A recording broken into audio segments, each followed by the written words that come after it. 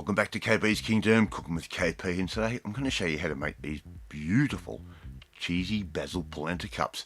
And we're going to serve this up with another meal.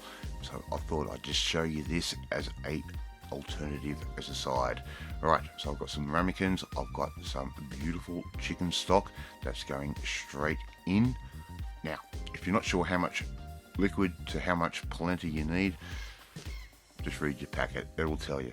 Now, some ramekins, we're going to spray that with a little bit of spray oil like that. You could use butter if you want, but the spray oil just seems to work a little bit better. Now I've brought that liquid up to the boil and I'm adding in my polenta.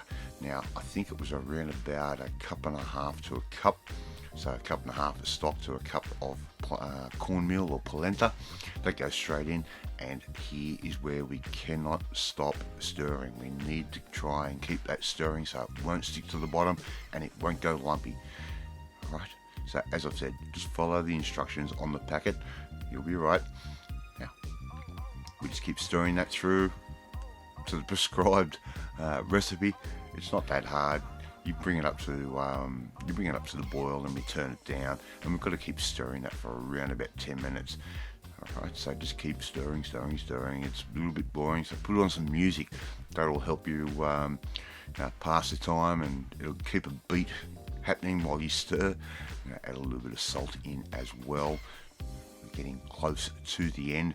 Now, normally you would add a cream or something like that, and I didn't want to do that. I wanted to keep things a little bit more unique. A little bit of extra water was also required, and what I'm going to do is I'm going to actually use sour cream this time.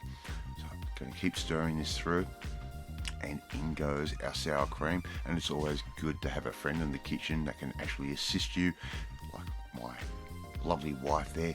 She's just adding in the sour cream.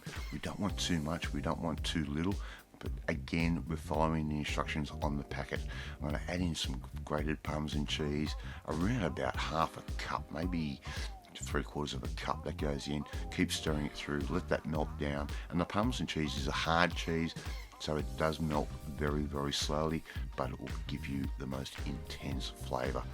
Alright, so just keep stirring that through. As I said, you've got to cook this off for at least 10 minutes, so it won't end up grainy. It'll end up being really lovely and smooth, which is exactly what we want. Add in a little bit of black pepper. That can go straight in like that, and I should have been stirring that at the time, but it's alright. We're going to put some fresh basil straight in like that. You could actually use dry basil if you started putting that dry basil in at the beginning of the dish. So the fresh basil, just that little bit nicer, gives you a real vibrant green, of course. And I'm just using a pair of kitchen scissors to cut that up. Right, now we've already turned that heat off. Don't worry, that basil's going to infuse up nicely. Just give that another quick stir through, just like I'm doing right there. It's a very, very easy dish to do. Using the chicken stock will give that a flavour and a little bit of salt, and of course that Parmesan cheese is going to give it a nice amount of salt as well, so don't worry about adding any extra. Alright, so all we're going to do is spoon these into our ramekins like I'm doing right there, and make sure you get them nice and even. Use up all the polenta that you've got in the pot. As I said, I've only used 1 cup of polenta, and taste it, make sure you're happy with the flavour. I'm just going to put those on a tray, just like that, and we're going to let these sit for around about an hour to an hour and a half while we cook the rest of our recipe, or the rest of our dinner, and they will come out in a minute. Alright, the rest of our meal is almost ready. I'm just going to put those ramekins onto a little bit of heat. We can turn those out into a fry pan with a little bit of butter like that, and let those sit for about 5-6 minutes or so on a nice hot pan like I'm doing right there. And we're just going to give those a nice little bit of a grill, a little bit of a char, right, just like that. And that's going to give it a little bit of that extra cheesiness that will happen. Just keep turning those every now and then. We want a nice even brown colour on each side. We want that cheese to grill up, and we want those beautiful flavours to come through. Look at that. Oh! And if you haven't had little polenta cups like this before, well, geez, you don't know what you're missing. We can serve those up. I'm making a bit of a meal of it because the cheese is actually sticking to my spatula.